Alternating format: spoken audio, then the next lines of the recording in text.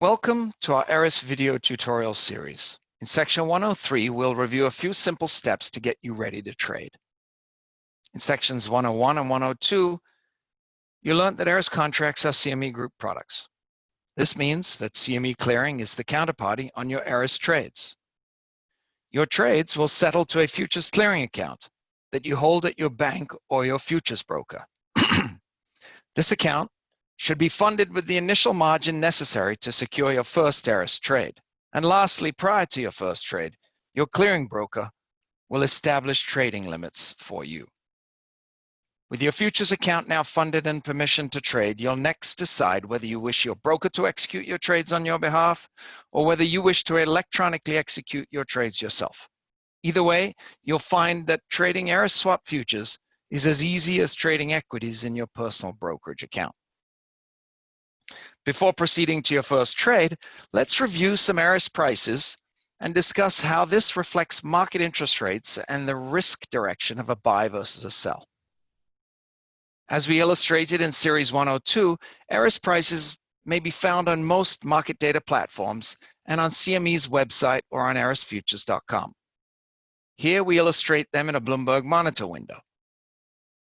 You'll note that an Eris price will reflect the prevailing level of market interest rates for the preset dates and fixed rate of each contract. In short, if market interest rates were the same as the contract fixed rate, then the price would be at or near 100. With Eris contracts structured such that a long position is receiving the preset fixed coupon, prices will be higher than 100 if market interest rates are lower than the contract's coupon. The further market rates fall from the contract coupon, the higher the price. Therefore, buying an Eris contract implies receiving a fixed interest rate at current market rates, and conversely, selling an Eris contract implies paying fixed rates at current market rates. Now let's review the framework to the math behind converting a price to a market rate. Let's take the Eris 5-year contract at price of 104.45. This 4.45% premium to 100 represents the present value of the difference between market rates and the contract rate. If we divide the premium by the PV01 of the contract, which is the measure of an instrument's price change for a change in its fixed rate, and approximately equivalent to the maturity of the contract in years, then we get a value of 0.89%. So the 4.45% premium to 100 means market rates are approximately 0.89% lower than the contract rate of 1.25%.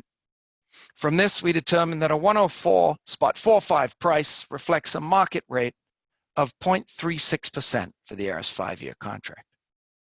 This means if one were to buy the contract at this price, then it would be equivalent to receiving a fixed rate of 0.36% versus paying floating LIBOR for the term of the contract. Uniquely, the Eris contracts may be held for the entire underlying life of the swap, and therefore used in the same way that swaps are used. This concludes section 103 of our Eris video tutorial series. In section 104, we will review contract selection and execution of your first Eris trade.